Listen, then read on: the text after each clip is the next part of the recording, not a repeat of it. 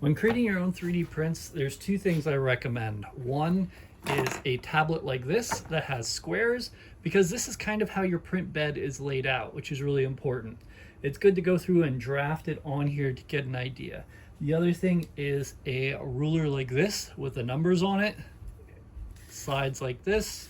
This is awesome. I use it non-stop when I'm trying to create prints. I'm still new at creating prints, but this thing helps so much because I'll need to measure, say, this bottle. And to do that, I just open it, put the bottle in there, I go to the tip, and it'll tell me how much it is. So 4.48.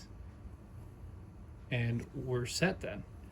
Now I know, like if I need the length of this to go through and make, I don't know, another storage bin for this, for example, I can quickly go like this, 5.32, and go the other way, 3.89, add a little bit of buffer space, and now I have the dimensions to go through and create stuff.